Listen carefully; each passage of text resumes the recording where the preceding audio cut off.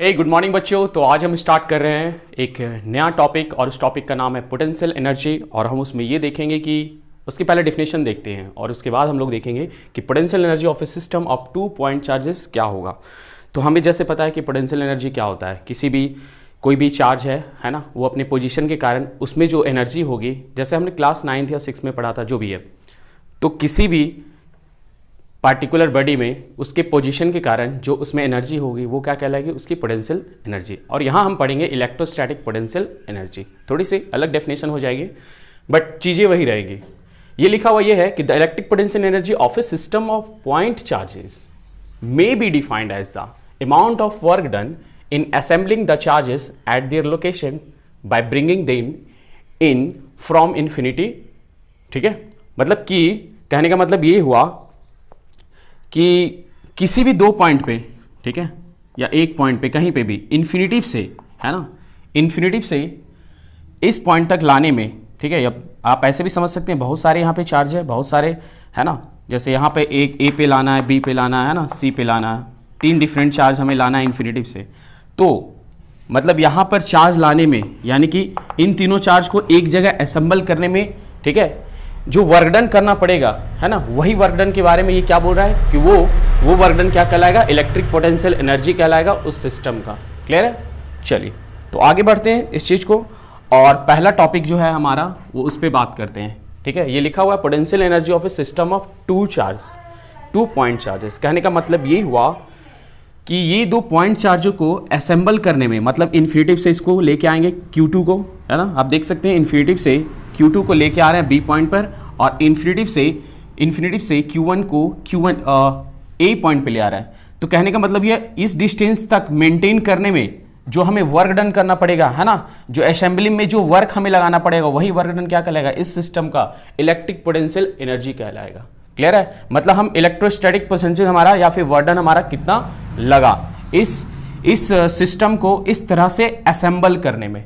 आप 2 चार्ज ले सकते हैं, 3 चार्ज ले सकते हैं, और किसी तरह से भी असेंबल कर सकते हैं। सपोज डैट मैंने यहाँ पे क्या किया, 3 चार्ज का सिस्टम लिया और तीनों को एक ट्राइंगल में, है ना, तीनों को एक ट्राइंगल में क्या किया, असेंबल किया। मतलब इसको यहां रखा, इसको यहां रखा, इसको यहां रखा।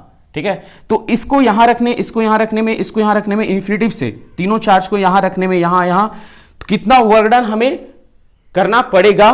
क्लियर है ये चीज? वही वर्क डन क्या कहलाएगा, इस सिस्टम का इलेक्ट्रिक पोटेंशियल एनर्जी कहलाएगा। क्लियर है ये चीज? तो इस पिक्चर को ध्यान से देखिए और समझने की कोशिश करते हैं हम लोग, फिर आगे बढ़ते हैं। ठीक है, फिर से एक बार दोहराते हैं इस चीज को कि क्या हम कहना चाह रहे हैं। हम ये कहना चाह रहे हैं कि potential energy of A system of 2 charges, इसका मतलब ये हुआ कि एक ए पॉइंट है और एक बी पॉइंट है, R12 उसका डिस्टेंस है। तो ऐसे मतलब ए पॉइंट और बी पॉइंट के बीच, ठीक है, इन्फिनिटिव से एक चार्ज यहां लाएंगे और दूसरा चार्ज इन्फिनिटिव से Q2 चार्ज यहां पे लाएंगे। तो ऐसा सिस्टम में अरेंजमेंट करने में हमें जो वर्क डन करना पड़ेगा वो वर्क डन क्या होगा, और वही वर्क डन क्या कहला रहा है यहाँ पे, potential energy of A system of 2 charges, 2 point charges. ठीक है, इसके बाद हम लोग पढ़ेंगे 3 पॉइंट चार्जेस। तो लेट देखते हैं क्या होता है।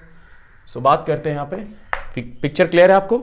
सो यहाँ पे Q1 चार्ज को लाने में क्या है, पहले वर्क डन जो करना पड़ेगा उसे हम W1 मानते हैं। सो W1 is work done in bringing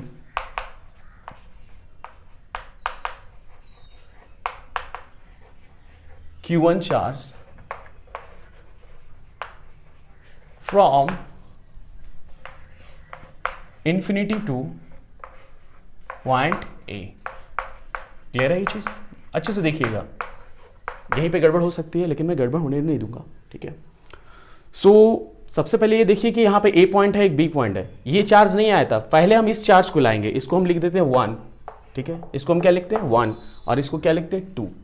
सबसे पहले हम किसी को भी आप ला सकते हो, तो मैंने इसको लाया Q1 को इन्फिनिटी से यहां, उसके पहले ये नहीं था। ठीक है, सबसे पहले A पॉइंट पर हमने क्या लिया, Q1 चार्ज लाया, कहां से, इन्फिनिटी से। क्लियर है? तो हमें टोटल वर्क डन कितना करना पड़ेगा फिलहाल के लिए, ये वर्क डन W1 क्या होगा।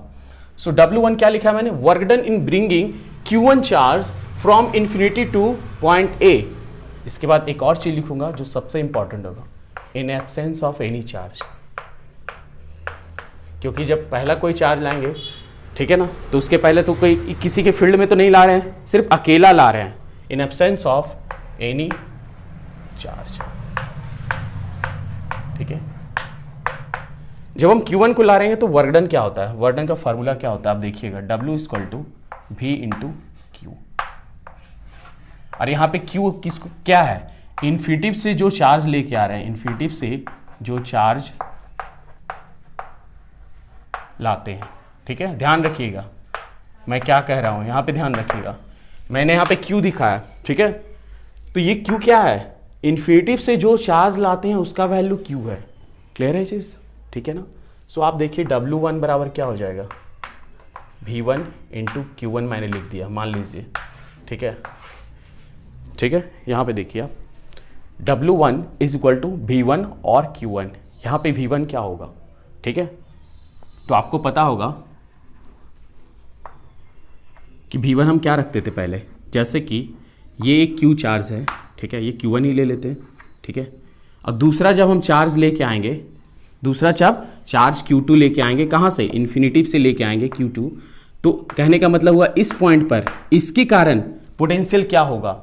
ठीक है, इस पॉइंट पर P पॉइंट पर Q1 के कारण पोटेंशियल क्या होगा, पहले से कोई चार्ज है तब इस पॉइंट पर पोटेंशियल क्या होगा। क्लियर है चीज, पहले से कोई अगर चार्ज है तो इस पॉइंट पर पोटेंशियल क्या होगा, तो हम लोग लिखते थे V = 1/4πε0। ठीक है, इसके कारण तो Q1 मतलब सोर्स चार्ज के कारण। क्लियर है चीज, अपॉन ये डिस्टेंस मान लो R है तो R लिख दिया।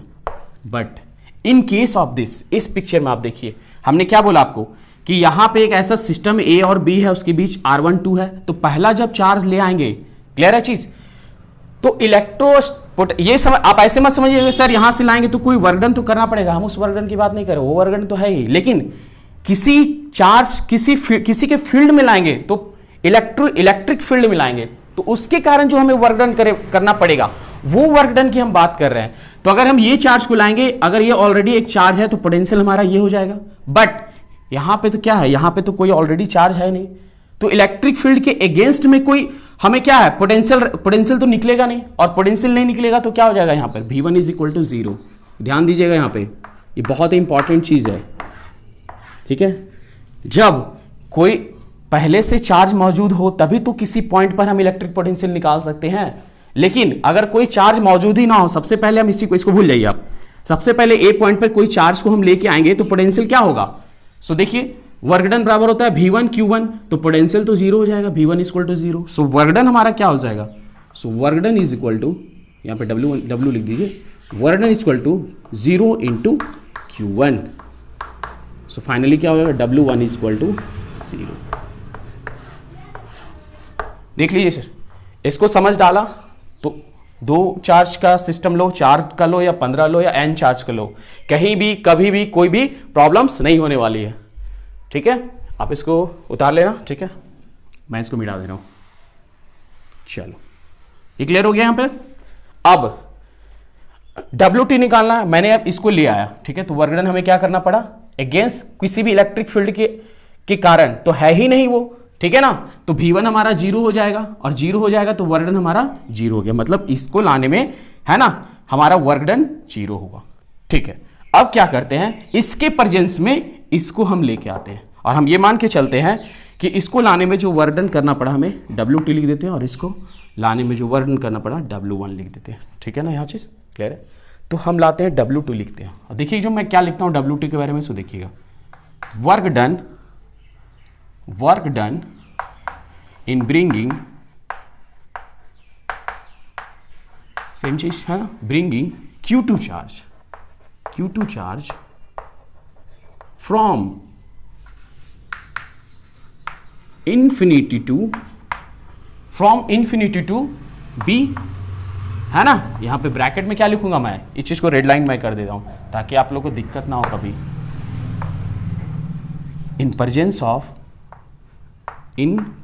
ऑफ कौन सा है बताओ, जब Q2 को लाएंगे तो इसके पहले कौन सा होगा, Q1 charge, presence of Q1 charge, Q1 ठीक है चार्ज, इसको भी अंडरलाइन कर लीजिए।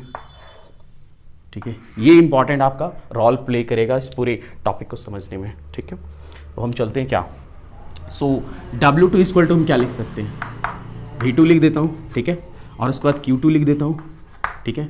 यहाँ पे Q2 क्या आप समझ रहे हो, जो चार्ज इन्फिनिटिव से आएगा, हिंदी हो गया, आएगा, ठीक है ना, उसी के बारे में बात कर रहे हैं।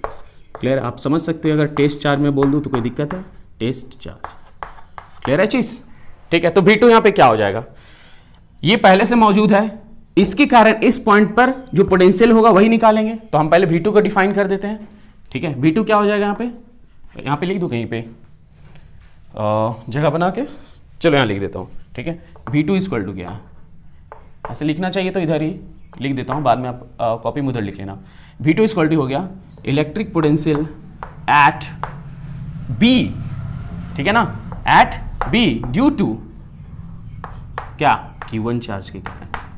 क्लियर है चीज, देख लीजिएगा, electric potential at B due to Q1। देख लीजिए B पे क्यों निकाल रहे हैं, क्योंकि पहले से ही चार्ज है, तभी तो आप इस पॉइंट पे पोटेंशियल निकाल पाओगे। अगर कोई चार्ज रहेगा ही नहीं तो किसी भी पॉइंट पे इलेक्ट्रिक पोटेंशियल कहां से निकालोगे, वो रहेगा ही नहीं। तो V1 इसलिए हमारा 0 हो गया था, ठीक है। मैं बार बार ये चीज को दोहरा दे रहा हूं, ठीक है, so that you got not any difficulties in this topic. हो गया। सो V2 क्या निकलेगा, पहले V2 हम निकाल लेते हैं। V2 इक्वल टू हो जाएगा 1/4 पाई एप्सिलॉन नॉट, यहां से देख लेते हैं पहले, इस पॉइंट पर इसके कारण पोटेंशियल क्या होगा, ठीक है। तो क्या हो जाएगा 1/4 पाई एप्सिलॉन नॉट Q1, इसके कारण हो रहा है, तो ये सोर्स चार्ज हो गया यहाँ पे, Q1 यहाँ पे इसके लिए क्या हो गया, Q1 is source charge for this, Q1 is source charge, है ना, फॉर दिस केस, ठीक है।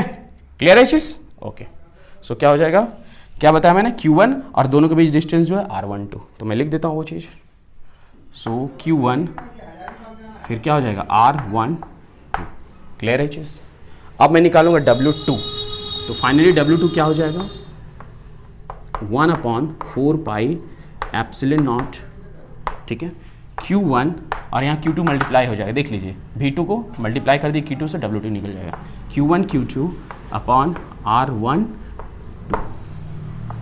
दिस इज क्या, दिस इज W2, यानी work done to bring Q2 charge from infinity to क्या, B पॉइंट।